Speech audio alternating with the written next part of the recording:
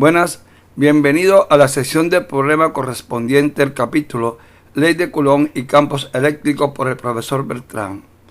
Antes de continuar, es importante que se suscriban al canal dándole clic y podrán ver los ejercicios que se han subido hasta el momento. Cualquier sugerencia me la hacen llegar. Problema. Un disco de rayo R tiene una densidad de carga superficial uniforme. Calcule el campo eléctrico en un punto P que se encuentra a lo largo del eje perpendicular central del disco y a una distancia X del centro del disco. Aquí tenemos nuestro disco, estamos suponiendo que está cargado positivamente. Vamos a tomar dentro del disco un pequeño elemento o un anillo diferencial de carga que se encuentra a una distancia R, es decir, de radio R. Este elemento diferencial de carga que tenemos aquí va a producir en el punto P un diferencial de campo de E. En mi problema vamos a tomar nada más la componente paralela al eje del disco. ¿Por qué? Porque las componentes paralelas al plano del disco se van a hacer cero. Vamos entonces a enfocarnos nada más a calcular la componente X, es decir, la componente a lo largo del eje del disco. Desarrollando, como tenemos aquí el campo eléctrico, que es un vector, tiene dos componentes, una componente en X y la otra componente paralela al plano, que ya habíamos dicho que no la vamos a calcular. Y la componente X estamos observando aquí que es con el coseno. Por lo tanto, la componente X del campo va a ser igual al diferencial de campo multiplicado por el coseno, que es el cateto adyacente que tenemos acá. Ahora, aplicando la ley de Coulomb para campos eléctricos, tenemos que el diferencial de campo es igual acá por diferencial de carga por R al cuadrado. Vamos a llamar esta R', porque ya tenemos que R pequeña es la distancia del centro al disco diferencial, es decir, es el radio del disco diferencial. Aquí observamos, ¿quién es sigma? Sigma lo llamaremos densidad de carga superficial y va a ser igual al diferencial de carga sobre el diferencial de superficie. Despejando ahí dQ, tenemos que dQ es sigma por ds, pero ds vamos a calcular cuánto vale el ds para el diferencial de anillo. Observamos, el ds es el producto de la longitud, que es 2pi por el radio pequeño, que es r, multiplicado por el espesor, que es dr. Por lo tanto, tenemos aquí que ds es igual a 2pi r por dr. Introduciendo el valor de ds en esta expresión, tenemos que dq va a ser igual a sigma por 2pi r por dr. Ahora, ¿quién es r' al cuadrado? R' al cuadrado observamos aquí en este triángulo que es la hipotenusa.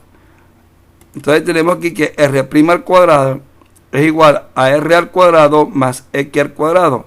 Eso implica que r es igual a r' al cuadrado más x al cuadrado a la 1/2 o la raíz.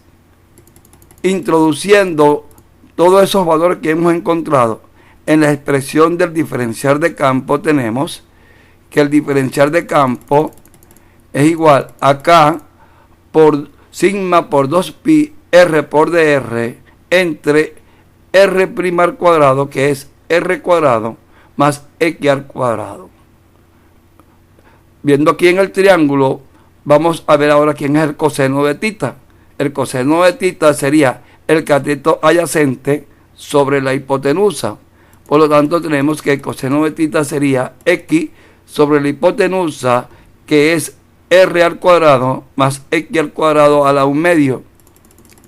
Introduciendo el valor del coseno de tita y el valor del diferencial de campo en la expresión de la componente x del campo, desarrollando, tenemos que la componente x del campo nos da K por sigma por 2pi R por dr entre R al cuadrado más X al cuadrado multiplicado por X entre R al cuadrado más X al cuadrado a la 1/2. Aquí observamos que tenemos una multiplicación de base de igual base y sumamos la potencia.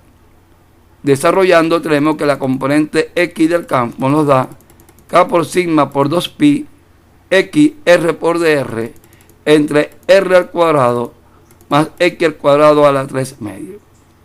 Ya hemos encontrado el diferencial de la componente del campo. Ahora nos falta hallar la componente, es decir, tenemos que integrar en ambos lados de la ecuación.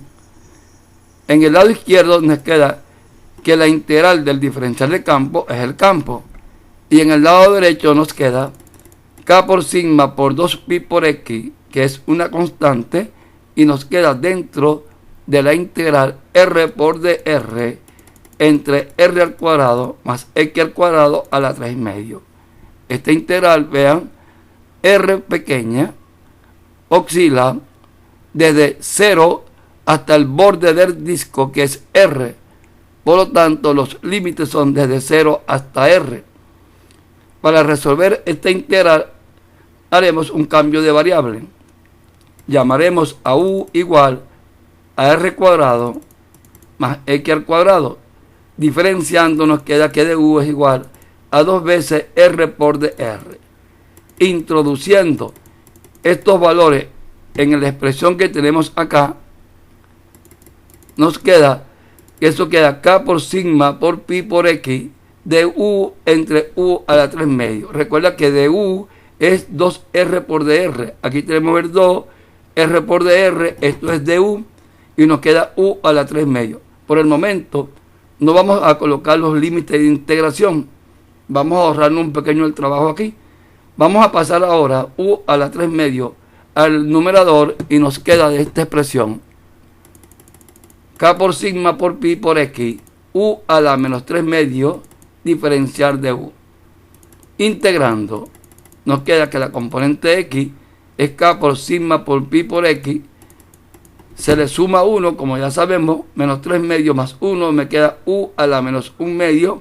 Este menos 1/2 lo colocamos en el denominador y nos queda ahora este menos 2, el 2 pasa multiplicando con signo negativo y nos queda menos 2K por pi por sigma, 1 entre U a la 1/2.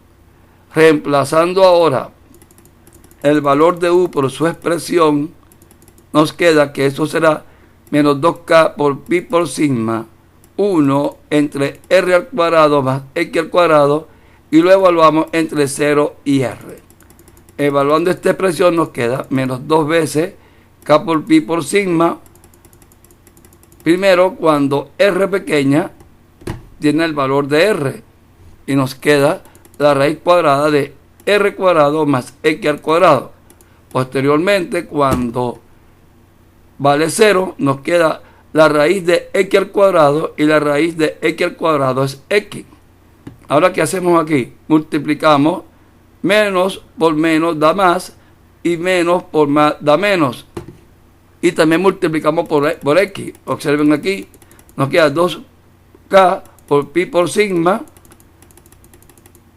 que es lo que hicimos aquí. Multiplicamos X aquí arriba con X aquí arriba, X entre X me da 1, y nos queda entonces que el campo será igual a 2K por pi por sigma, 1 menos X entre la raíz de R cuadrado más X al cuadrado, que es lo que se quería encontrar. Espero que este problema les sirva de ayuda en estudios superiores. Gracias por su atención y nos veremos entonces en la próxima sesión de problemas.